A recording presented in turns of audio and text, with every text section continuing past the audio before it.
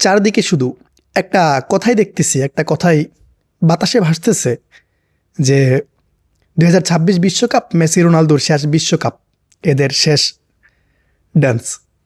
But এদের সাথে আরও একজন প্লেয়ারের শেষ বিশ্বকাপ হইতেছে, যাকে মেসি রোনালদোর পর এই জেনারেশনের সেরা প্লেয়ার বলা হয়, নেইমার জুনিয়র। বাট নেইমার জুনিয়রকে নিয়ে কোনো ধরনের কথা হইতেছে না। কথা কেন হইতেছে না? অ্যাকচুয়ালি নেইমার জুনিয়র তার ইনজুরির কারণে ক্যারিয়ারটা অলমোস্ট শেষ করে ফেলছে, যার কারণে আমরা নেইমার জুনিয়রকে নিয়ে তেমন কথা বলতেছি না। আমরা পড়ে আছি মেসি রোনালদোকে নিয়ে। আমরা কথা বলি আর্জেন্টিনা ওয়ার্ল্ড কাপ জিততে পারে, আমরা কথা বলি পর্তুগাল ক্রিস্টিয়ানো রোনালদো বিশ্বকাপ জিততে পারে, বাট আমরা এইটা নিয়ে কথা বলি না। নেইমার জুনিয়র বিশ্বকাপ জিততে পারে, ব্রাজিল বিশ্বকাপ জিততে পারে। এই যে আমরা ব্রাজিল নিয়ে কথা বলি না, কেন বলি না? দেখেন 2022 বিশ্বকাপের পর থেকে ব্রাজিলের বলতে পারেন ডাউনফল চলতেছে। আমরা কোচ চেঞ্জ করছি, আমরা প্লেয়ার চেঞ্জ করছি, বাট কোনো উন্নতি হইতেছিল না। এই ডাউনফলের কারণেই কিন্তু ব্রাজিলকে নিয়ে তেমন কথা হইতেছে না। বাট রাইট নাও ব্রাজিলকে নিয়ে আমরা হোপ করতেছি 2026 বিশ্বকাপে ব্রাজিল আমাদেরকে ভালো কিছু দিবে, এটা আমরা হোপ করতেই পারি। আমাদের কাছে qualityful master mind coach Carlo Ancelotti আছে, আমাদের কাছে বেস্ট প্লেয়াররা আছে। সো আমরা হোপ করতেই পারি। 2022 বিশ্বকাপের গ্রুপ স্টেজের ড্র হয়েছে টোটাল 48টা টিম, যেখানে প্রত্যেকটা গ্রুপে 4টা করে টিমকে ডিভাইড করা হয়েছে, টোটাল 12টা গ্রুপ। আর এই 48টা টিম থেকে টোটাল 32টা টিম রাউন্ড অফ 32 খেলবে। প্রত্যেকটা গ্রুপের যে 12টা গ্রুপ আছে, ওই 12টা গ্রুপের 2টা করে টিম ফার্স্ট এবং সেকেন্ড পজিশনে যেই টিমগুলো থাকবে এরা সরাসরি কোয়ালিফাই করবে। আর বাকি যেই 12টা টিম, ওই 12টা টিম কীভাবে আসবে? ওই 12টা টিম আসবে আপনার প্রত্যেকটা গ্রুপের 3 নম্বরে থাকা যে টিমটা, ওই টিমের পয়েন্ট, ওই টিমের গোল কন্ট্রিবিউশন সব কিছু হিসেব করেই 12টা টিমকে কোয়ালিফাই করাবে। এরপর রাউন্ড অফ 32 হবে, then round of 16, quarter final, semifinal, then final. আজকের ভিডিওতে আমি বাকি গ্রুপগুলো নিয়ে কথা বলবো না। আজকের ভিডিওতে আমি ব্রাজিলের গ্রুপ নিয়ে কথা বলবো, বাকি গ্রুপগুলো নিয়ে আমি কথা বলার ট্রাই করব পরের ভিডিওতে। 2026 বিশ্বকাপে ব্রাজিল গ্রুপ সিতে ব্রাজিলের প্রতিপক্ষ মরক্কো, স্কটল্যান্ড অ্যান্ড হাইতি। আপনাদের অনেকের কাছে ইজি মনে হইতে পারে, আমরা মরক্কোকে বিট করতে পারবো, আমরা স্কটল্যান্ডকে বিট করতে পারবো, আমরা হাইতিকে উড়াই দিতে পারবো। বাট আমার কাছে ততটা ইজি মনে হইতেছে না। মরক্কোর সাথে ব্রাজিলের লাস্ট যে ম্যাচ ছিল, ওই ম্যাচে আমরা 2-1 গোলে হারছি। এর আগে 2022 বিশ্বকাপে মরক্কো ছিল আন্ডারডগ টিম, আর স্পেনকে হারাইছে। এরা পর্তুগালকে 2022 বিশ্বকাপ থেকে বিদায় করছে। ইভেন আপনি যদি রিসেন্ট পারফরমেন্সের কথা বলেন, Morocco I think 13 match unbeaten. আর ব্রাজিল কাদেরকে ফেস করবে? ব্রাজিল ফেস করবে ইয়াসিন বনুর মতো গোলকিপার, হাকিমি, জিএস, আমরাবতী, ইলিয়াস, ব্রাহিম ডিয়াস, এদেরকে। সো এত ইজিলি নিলে হবে না। আমরা যতটা ইজি মনে করতেছি এই ম্যাচ এতটাও ইজি হবে না। মরক্কোর কাছে একটা প্যাকেজ আছে, যারা সবাই টপ ক্লাস পারফরমেন্স করতেছে, ইভেন এদের ফুল টিম ভালো পারফরমেন্স দিতেছে। সো ব্রাজিলকে চ্যালেঞ্জ নিতে হবে। আমরা উইন হয়ে যাব, আমরা জিতে যাব, ওইসব ভাইবা বসে থাকলে হবে না। এরপর স্কটল্যান্ডের কথা যদি আমরা বলি, তাহলে এরা খুব ভালো পারফরমেন্স করে আসতেছে। নেশনস লিগ বলেন, আপনি বিশ্বকাপ কোয়ালিফাই ম্যাচ বলেন, সবগুলোতেই ভালো পারফরমেন্স করেই কিন্তু কোয়ালিফাই করছে। এরা পর্তুগালের সাথে এদের ড্র ছিল, এরা ফাইটই দিছে। এরপর ক্রোয়েশিয়াকে এরা হারাইছে। সো বুঝতেই পারতেছেন যে স্কটল্যান্ড কোন যোগ্যতায় বিশ্বকাপে কোয়ালিফাই করছে। এরপর স্কটল্যান্ডের কাছে যে প্লেয়াররা আছে, এরা মেন্টালি এবং ফিজিক্যালি অনেক বেশি স্ট্রং। আপনার যদি স্কটল্যান্ডের স্কোয়াড সম্পর্কে ধারণা না থাকে, তাহলে আপনি একটু দেখে নিন।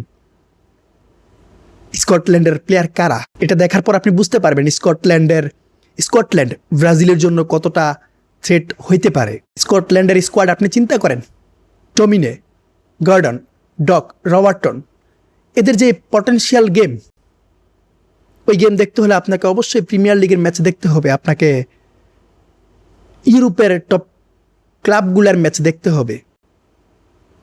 এরা ইউরোপের টপ ক্লাবে খেলতেছে।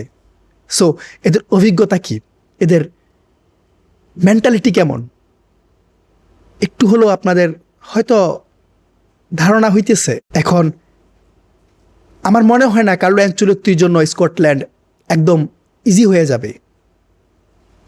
এরপর হাইতি আই থিঙ্ক 2026 বিশ্বকাপের আন্ডারডগ টিম হইতে পারে।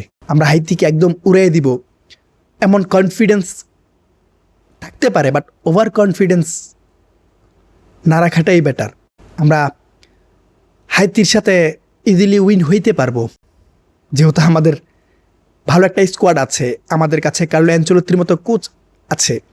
বাট স্কটল্যান্ড অ্যান্ড মরক্কোকে আমরা একদমই ফেলে দিতে পারতেছি না। এই দুইটা টিমের বিপক্ষে কার্লো অ্যানচেলত্তিকে খুব বেশি চ্যালেঞ্জ নিতে হবে। আমরা যতটা ইজি ভাবতেছি, ধর মরক্কো, স্কটল্যান্ড, হাইতি, আমরা এদেরকে বিট করে গ্রুপ টপার হয়ে কোয়ালিফাই করে ফেলবো, এটা আমাদের কনফিডেন্স। বাট আমি ওভার কনফিডেন্স রাখতেছি না, কারণ কার্লো অ্যানচেলত্তি মাত্র জয়েন করছে, এখন পর্যন্ত গোছানোর মতো অনেক কিছুই কিন্তু বাকি আছে। তবে কার্লো অ্যানচেলত্তিকে নিয়ে আমি একটু বেশি হোপ করতে পারতেছি। ওনার যেই এক্সপেরিয়েন্স, ওনার যেই সিস্টেম, ওনার যে ট্যাকটিক্স, ওইটার উপর আমি ভরসা করতে পারতেছি, আমি ভরসা করতেছি। 2022-এর পর আমাদের স্কোয়াডে অনেক সুপারস্টার ছিল, অনেক কোয়ালিটিফুল প্লেয়ার ছিল যারা ক্লাবে টপ নচ পারফরমেন্স দিয়ে আসছে, বাট ন্যাশনাল টিমে কিছুই করতে পারে নাই। ন্যাশনাল টিমের আমাদের যে কোচরা ছিল, এরা প্লেয়ারদের কাছ থেকে তাদের পটেনশিয়াল গেম, তাদের যে ন্যাচারাল গেম, ওইটা বের করে নিয়ে আসতে পারে নাই। বাট কার্লো অ্যানচেলত্তি জয়েন করার পর উনি ট্রাই করতেছে আমাদের প্লেয়ারদের যে মেন গেম, ওইটা বের করে নিয়ে আসার ট্রাই উনি করতেছে। রাইট নাও আমাদের স্কোয়াডে Raphinha, Estevao, Joao Pedro, Cunha, Martinelli, Vinicius Junior, Rodrygo, এদের মতো প্লেয়াররা আছে। এদের সাথে আমি আরও একজন প্লেয়ারকে নিয়ে বসিয়ে দেই, নেইমার জুনিয়র। তখন আমাদের অ্যাটাকিং লাইন, আমাদের স্কোয়াড কেমন হবে, ওইটা জাস্ট আপনারা একটু ভাইবা দেখেন। এই স্কোয়াডটার সাথে একজন master mind coach Carlo Ancelotti আছে।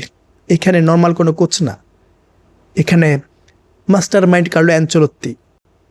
অ্যানচেলত্তি সম্পর্কে আপনাদের ধারণা আমার থেকেও বেশি আছে, আমি যেটা মনে করি। তবে এখানে কিছু ইন্টারেস্টিং ফ্যাক্ট দেখতেছি। ব্রাজিল এই পর্যন্ত যতবার বিশ্বকাপে গ্রুপ সিতে পড়ছে, ততবারই চ্যাম্পিয়ন হয়েছে। ইভেন 2002 সালেও এমন হিস্টোরি হয়েছে। এর উপর লাস্ট ইয়ার 2022-এ যখন আর্জেন্টিনা চ্যাম্পিয়ন হয়েছিল, তারা গ্রুপ সিতে ছিল। ফ্রান্স যখন 2018-তে চ্যাম্পিয়ন হয়েছে, তখন তারা গ্রুপ সিতে ছিল। সো এগুলা রিয়ালিটি না ভাই, জাস্ট আমরা ধারণা করতেছি এমন কিছু হইতেছে ওইটার ভিত্তিতে। তবে আমাদের চ্যালেঞ্জ আছে। ধরুন আমরা ফার্স্ট রাউন্ড থেকে কোয়ালিফাই করে ফেললাম, আমরা রাউন্ড অফ 32-তে গেলাম, ওইখানে আমাদের কঠিন প্রতিপক্ষ হবে। আমাদেরকে হয়তো জাপান, নেদারল্যান্ড, পোল্যান্ডের মতো টিমকে ফেস করতে হইতে পারে। এরপর রাউন্ড অফ 16-এ যদি কোয়ালিফাই করে ফেলে, তখন নরওয়ে, ফ্রান্স, দেন আরও ভালো 1-2টা টিম হয়তো আমাদেরকে ফেস করতে হইতে পারে। কোয়ার্টার ফাইনালে যদি আমরা কোয়ালিফাই করি, যদি ওই দিক থেকে ইংল্যান্ড আসে, তাহলে কোয়ার্টার ফাইনালে আমরা ইংল্যান্ডকে ফেস করব এমন কিছু। সেমিফাইনালে হয়তো পর্তুগাল অথবা আর্জেন্টিনা আসতে পারে। ভাই এই যে আমরা যে ভাবতেছি গ্রুপ স্টেজে আমরা টপার হয়ে কোয়ালিফাই করব রাউন্ড অফ 32-এর জন্য, এর পরবর্তী যে জার্নিটা, ওইটা হইতেছে মেন। ওইখানে আমাদেরকে টপ ক্লাবগুলোকে ফেস করতে হবে। সো কার্লো অ্যানচেলত্তিকে পরিকল্পনা ওইভাবে করতে হবে। কার্লো অ্যানচেলত্তিকে পরিকল্পনা করতে হবে গ্রুপ স্টেজ থেকে লাস্ট ম্যাচ পর্যন্ত আমাদের সব কিছু যেন পারফেক্ট থাকে, আমাদের প্লেয়াররা যেন বেস্ট গেম দিতে পারে, ওনার যে সিস্টেম, ওনার যেই ট্যাকটিক্স, ওইটা যেন ভালোভাবে কাজে লাগে। আমরা আমাদের টপ পারফরমেন্স দিয়ে হলেও নেইমারকে এই বিশ্বকাপটা উপহার দেই। আমাদের প্লেয়াররা চাইলে আই থিঙ্ক পসিবল কারণ আমাদের এই যে প্লেয়াররা, এরা ফেলে দেওয়ার মতো কোনো প্লেয়ার না, এরা ওয়ার্ল্ড ক্লাস প্লেয়ার ভাই। আমার এই টিমটার উপর, কার্লো অ্যানচেলত্তির উপর অনেক বেশি ভরসা আছে। বাট কার্লো অ্যানচেলত্তির একটা টার্ম কার্ড প্রয়োজন। ওইটাকে জানেন? ওইটা নেইমার জুনিয়র হইতে পারে। আর নেইমার যদি আমাদের স্কোয়াডে থাকে, সে যদি 90%ও ফিট থাকে, তাহলে এটা ব্রাজিল টিমের জন্য, কার্লো অ্যানচেলত্তির জন্য কতটা প্লাস পয়েন্ট হবে, ওইটা আই থিঙ্ক ধারণার বাইরে। এই মুহূর্তে আমাদের মেন টার্গেট, কার্লো অ্যানচেলত্তির মেন টার্গেট হতে হবে টপ নচ একটা স্কোয়াড মেক করার। উনি এক্সপেরিমেন্ট করছে। ইভেন সামনের যে ম্যাচ আছে ক্রোয়েশিয়ার বিপক্ষে আর ফ্রান্সের বিপক্ষে, ওইটাতে উনি এক্সপেরিমেন্টে যাবে না। উনি 2026 বিশ্বকাপে যাদেরকে ডাকবে এদেরকে নিয়েই পরিকল্পনা করবে। সো এখানে জাস্ট একজন প্লেয়ারের ঘাটতি আছে, ওইটা নেইমার জুনিয়র। এখন নেইমার জুনিয়র ফিট হয়ে যদি এখানে ব্যাক করতে পারে, তাহলে এই স্কোয়াডে আই থিঙ্ক কোনো ঘাটতি থাকতেছে না। সো কার্লো অ্যানচেলত্তিকে এখন থেকে প্লেয়ারদের সাথে টাচে থাকতে হবে, এখন থেকে বিশ্বকাপের পরিকল্পনা করতে হবে, বাকিটা পরে দেখা যাবে।